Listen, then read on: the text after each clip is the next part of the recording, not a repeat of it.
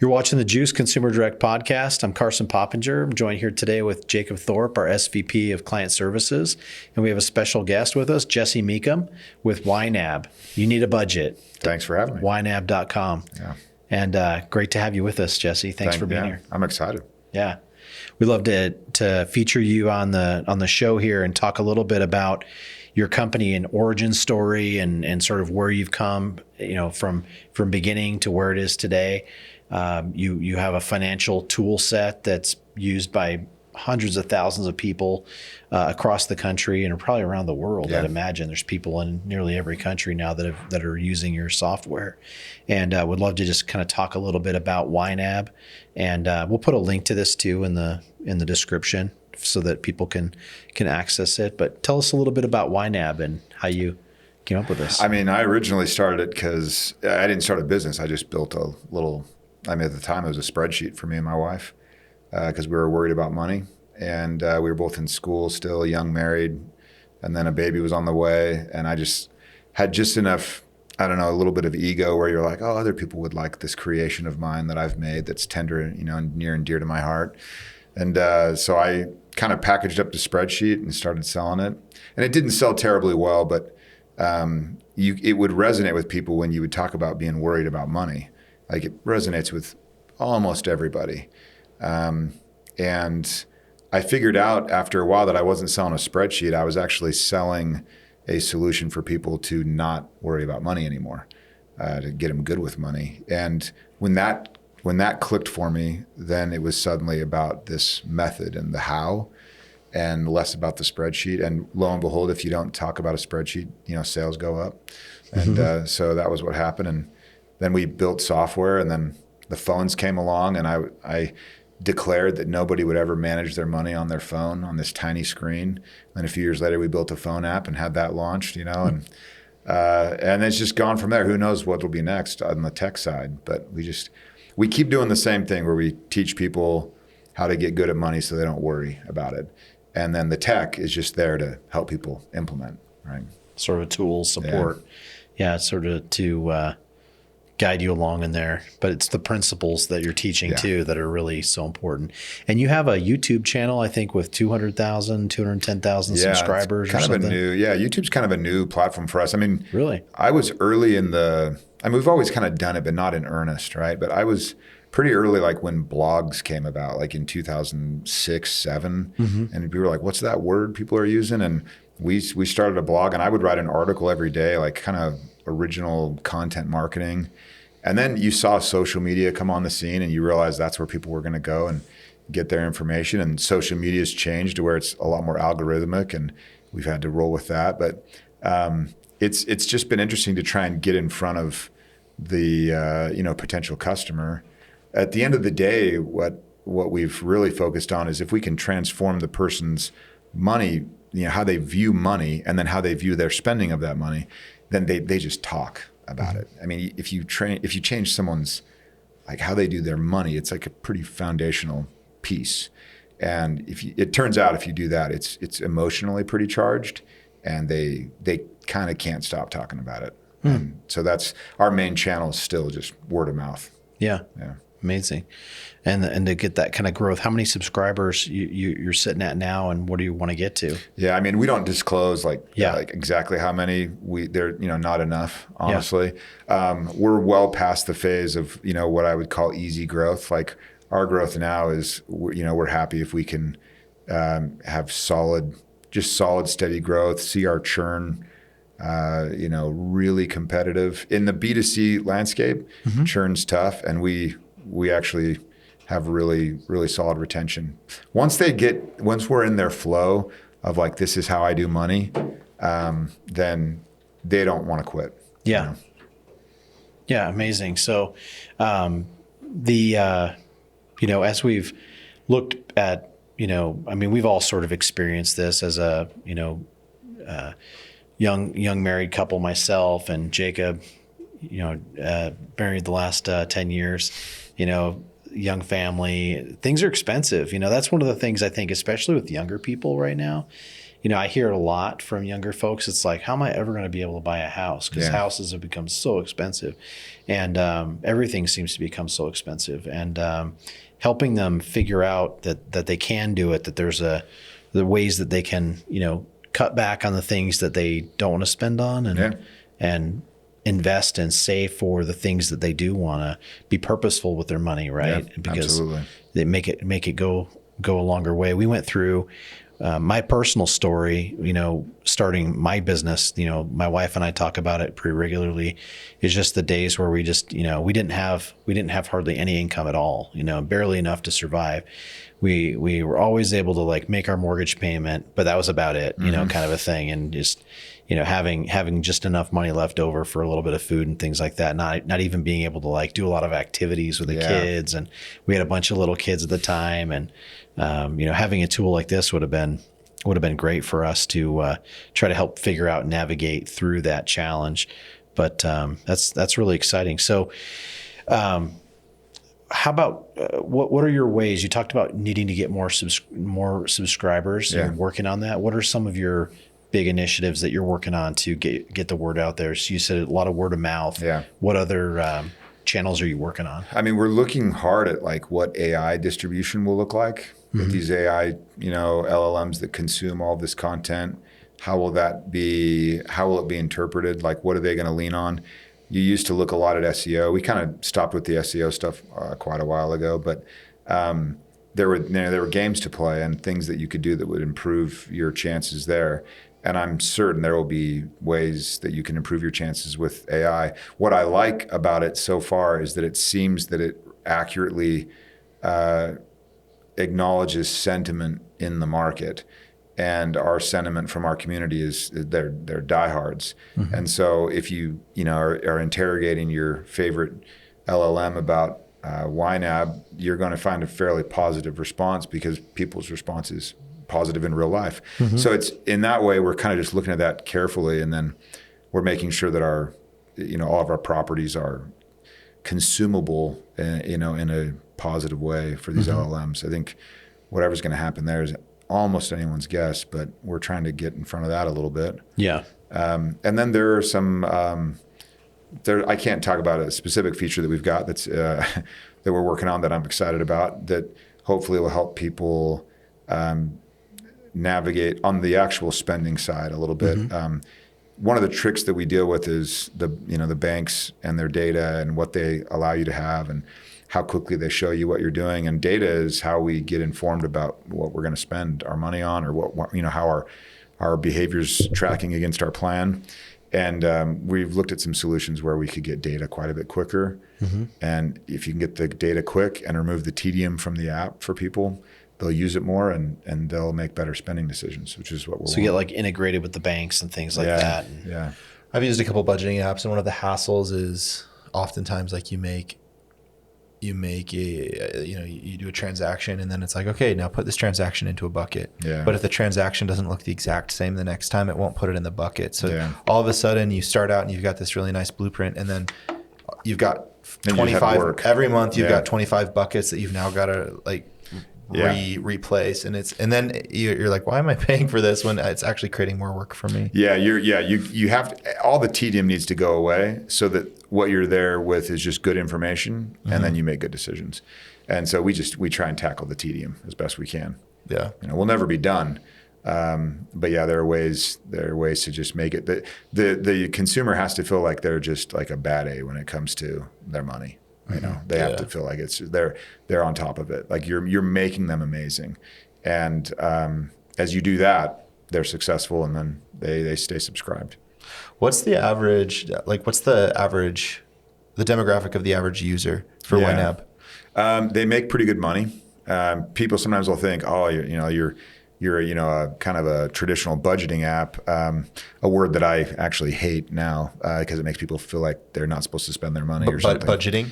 Yeah, specifically. Budgeting. Yeah. What do you use? I mean, we'll say plan. We'll say anything but that word. Honestly, because the connotations that come with it are just negative. Emotional. Yeah. To me, it feels like there's like a pool of something, and you're kind of like Yeah, it's like it It's doesn't sound fun. The pie's going to be gone. Yeah. It's everything's kind of restricted. It's like, hey, do you want to go on a diet? Do you want to do a budget? Which one? They're like, you kind of said the same thing, you know? So really, we're just trying to get people to spend their money. Like it sounds weird, but money is meant to be spent. Period. Full stop. And they're like, you're like, oh no, Jesse, you can save it, and yeah, you're just saving it until you spend it later. Like it will be spent. Or you're like, oh, I'm going to give it to my kids. You're like, well, they're definitely going to spend it, you know? So it's going to be spent. And getting people to wrap their heads around that, your only question is, what's the money for? What am I going to spend it on? And it's funny because people will kind of come like hat in hand, like, oh shucks, I can't believe I've misbehaved. They feel they'll sometimes feel a pretty good bit of shame about it. And you're just like, well, there doesn't need to be any shame. Let's just, what do you want to do with your money? So as far as demographics go, they make good money and they're still worried about it. And they're like, what the heck? I'm 40 now. I was worried when I was 20 and I made half this or made a fourth of what I'm making, and I'm still worried. And there's this cognitive dissonance of like, I make good money and I'm worried about it. What is going on? And we solve that. I think that makes sense to me because I think as you get older, like I've experienced this, Carson mentioned, I've been married for 10 years, and like what I needed to live as like a 20-year-old college student was not what it is to, and also my priorities for what my money is used for now as like a father of two, and a husband and a provider is very different. Like your priorities and the pressure you put on yourself, and not just men, but couples, parents, whatever you want to call it. Yeah. Any providers, there's like a real pressure there because that becomes the most important thing in your life. So I think that makes a lot of sense. You look at the money you're making, costs are going up.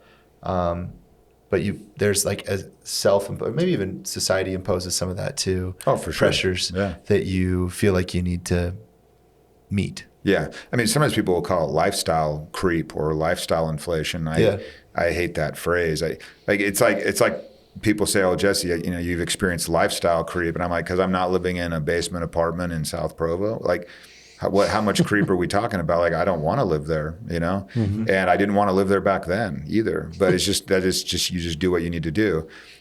So the idea that like there's some spot where like, oh, okay, you're supposed to spend here, and then everything above that is wasteful or opulent or whatever. Yeah. And everything below that is noble and moral. There's like some point of equilibrium. Yeah, I just throw that out completely. It's like, it's your money. You gave your blood, sweat, tears, calories, energy, network, education, family history, everything all rolled up into what Carson is right now today, earning money. And so the best definition of money that I've come up with is it's you. Like, that whatever money that is in your bank account, it's you. Like, it's what you've done. It's how you've spent your time and effort. You leave your kids, you leave the family, you go off, you sacrifice. And I don't mean that it's anything noble. I just mean that you're literally choosing to not do all this other stuff so you can get money. And then people are like, well, money's a necessary evil. And you're like, well, that's a weird thing to spend an inordinate amount of time on, is obtaining this necessary evil. It's like, why don't we just not call it a necessary evil and just call it you?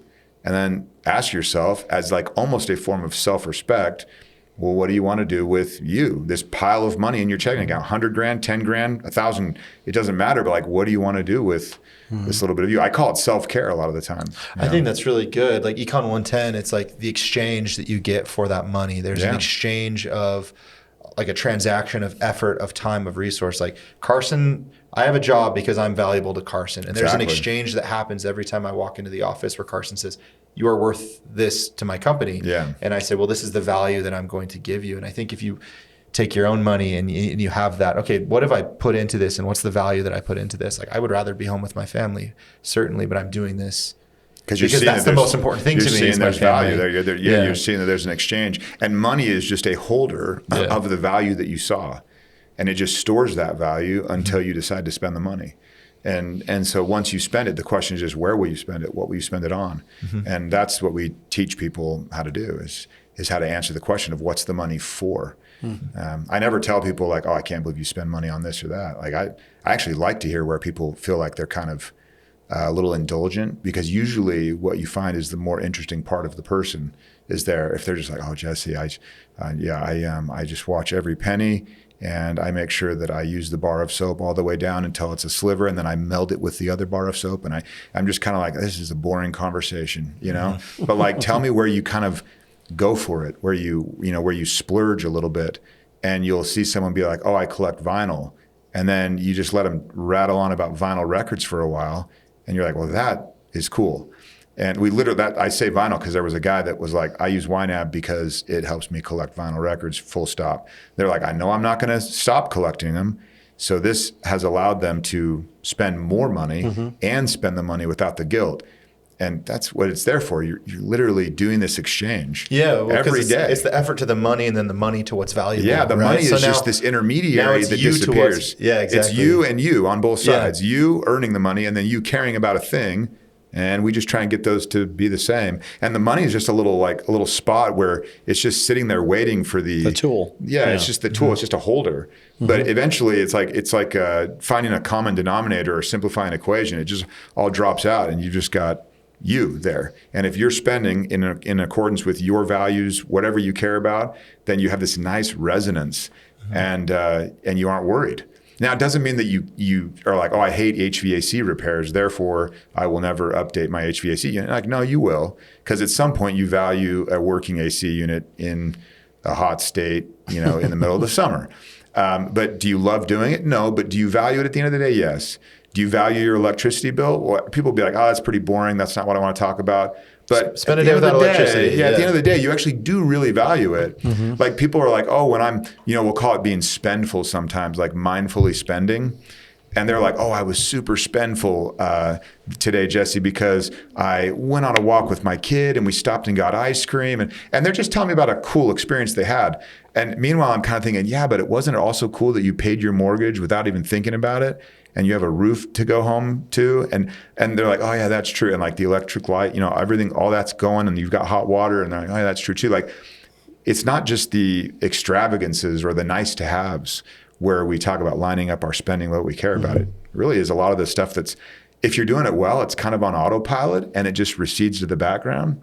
There's like an element of gratitude to that as well, I think, right? I think so. Just a level of awareness where you're like, and gratitude. You're like, I'm actually really glad that I can go and drop $500 at Costco and bring home this haul of food that will feed these kids for a good little while. Not a lot, but a little while, So all that to say, like, I like what you were saying, Jacob, about that equation, because the money is just this weird, stressful thing that we malign. And we say like, oh, it's necessary evil. We're like, oh, it's a chore. It's a to-do. I don't even like, Carson, I don't even like calling it a tool because I feel like it's still. I could sense that when I said it, you were I'm just like, no, Carson, no tool. But I don't like to call it a tool because I don't like to think that you like pick it up and put it back down again. Yeah. Even though I have some great woodworking tools that are near and dear to my heart. I like what you said, the store of value or the store of values. Like what's valuable to you. Yeah. But it's just, it's potentially valuable. Right. You can also waste it. And I don't like saying waste because just the people will be like, well, how do I waste my money? What does Jesse think wasteful?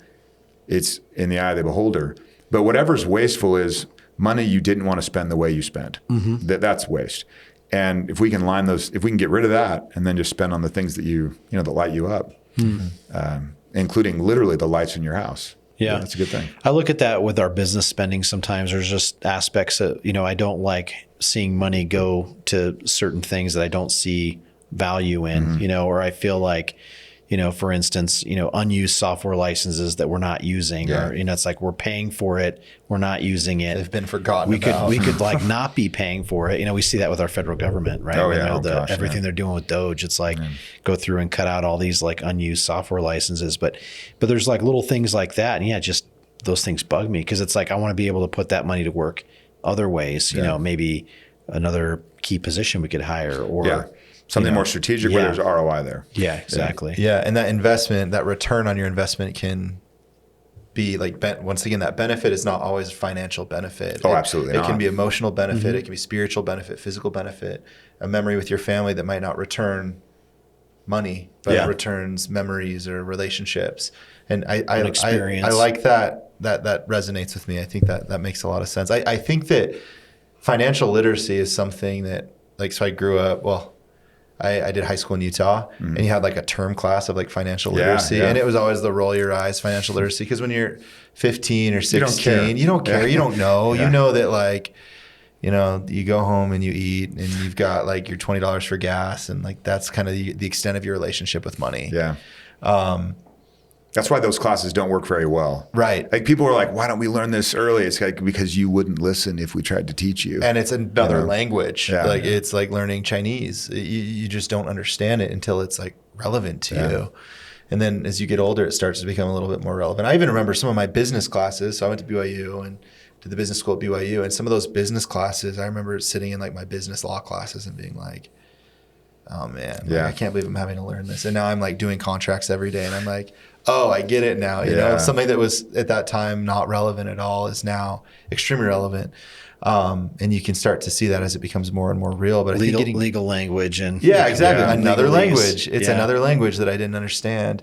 But as you become more and more aware and more experienced, and you start to find your why, these things become a lot more important. So what do you think is like an effective way to get people to be more financially literate at an earlier age, or before it becomes a burden? I think I think there's a point where it's like an asset to have that, and then there's a point where maybe a breaking point where you're like, I need something. Yeah. And you don't want to get to that point of stress. Yeah, I mean, the stress has to probably happen first, though, honestly, because like the high school kid with the $20 for gas, it's like, who cares, you know? So what you're looking for is a little bit of a stressor to kind of be that impetus for someone to get going.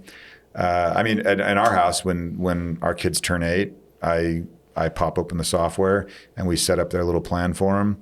And I do this thing where I'm just like, all right, the last person I did it with was Faye. So she's now 9, but it's like, all right, Faye, like, here's how much money you have. And they earn money from like practicing piano and like basically like random chores and things like that. Yeah. And they earn an amount that's very normal for kids their age. It's pretty small. But what you do is you laundry list them. You're like, okay, what do you want to spend your money on? And I just mandate them, like, you got to save half for college. And so they're like, okay, Dad said so. And they're 9, so that's cool still. So we do that. And I'm like, all right, 50%. We tithe 10%. So you've got 45% of it left for spending. And that's when you're like, well, don't you like Legos? And she's like, well, yeah. Don't you like gum? Yes, I love gum. You know, well, don't you like? And I just start throwing stuff. Don't you like going to Swig sometimes? I hate that place, but don't you like going there? Yeah, absolutely. No shade on Swig. But what happens is they get canceled. Yeah, no, just get canceled. All of our female listeners all the SUV driving, female contingent of the podcast. Draper moms. Yeah. Yeah, it's. I mean, I wish I would have come up with the idea. Let's be clear. I wish I would have come up with the idea. $8 for a soda, you know. The margin seems a $55 tumbler. That's better margins than software. I can tell you that right now. But what you do is you just get her going in her mind of like all these things that this money is supposed to do for her.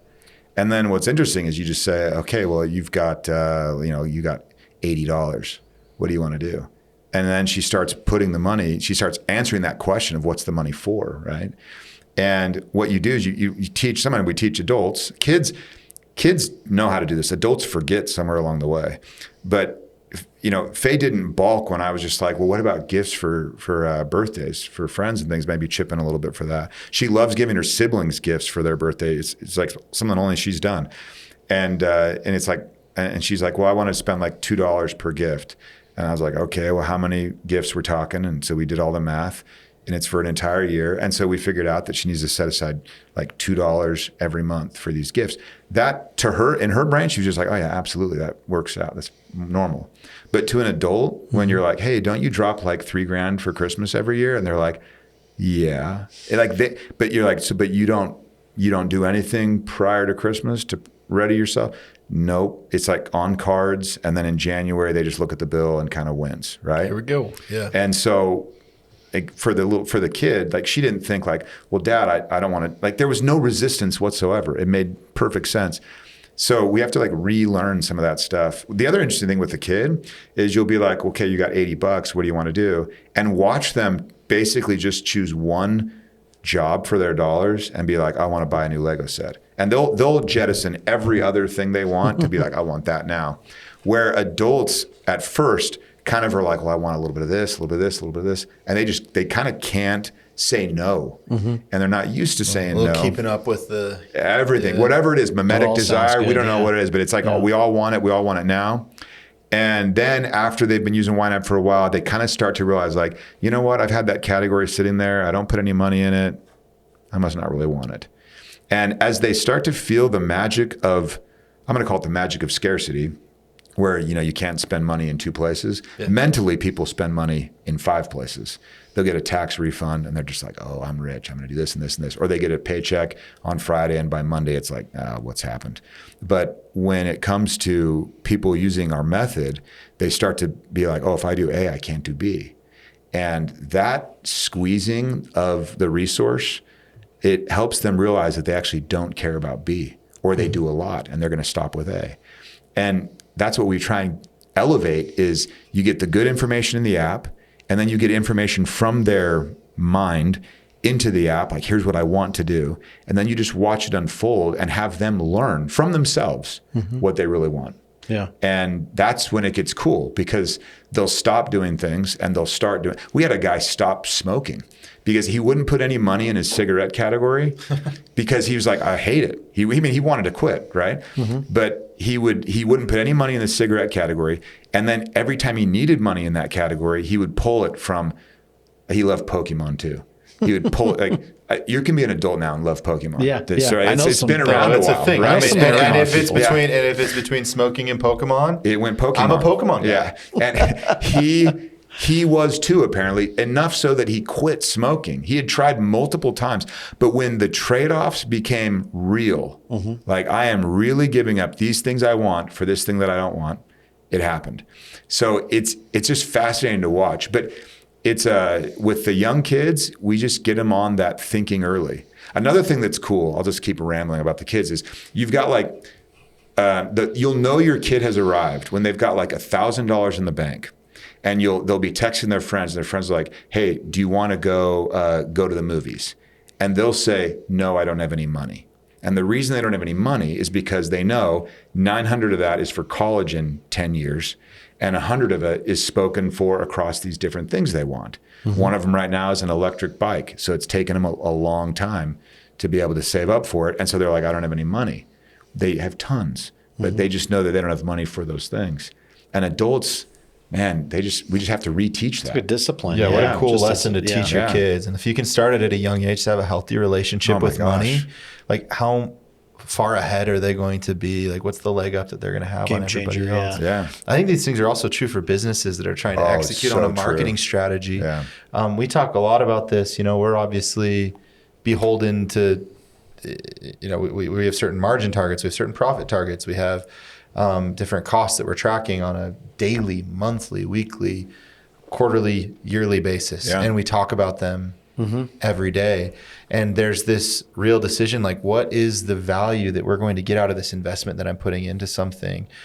Do I have the infrastructure in place to handle that investment into this part of the business? Can I execute, if I invest here, am I going to be able to see a return on my investment? Maybe that return on an investment isn't immediately dollars, but it's a brand awareness, or it's something that will pay off 3 years down the line. That's something that we talk about all the time. And as we've done a ton of investment in technology in our team, the people that we hire, that exchange is like deliberated constantly. Yeah.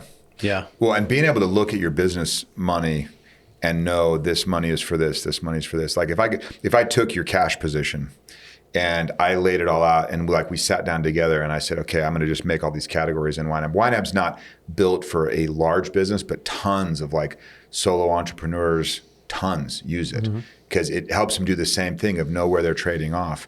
But if we could stick all of it in YNAB and watch it, I could be like, well, here's your strategy. And you're like, well, no, our strategy's over here. And you'd show me some like really fancy piece of paper. It's like, well, no, maybe that's where you want, but your current strategy is here, what's happening. And so it's cool to get business owners to start to kind of say what's the money for in this very concrete way so that they can spend sometimes aggressively and more freely. It's weird, but I used to use QuickBooks back in the day. Like that's standard for doing my own business accounting. I was a CPA for a while, so I was like, oh, this is what you do.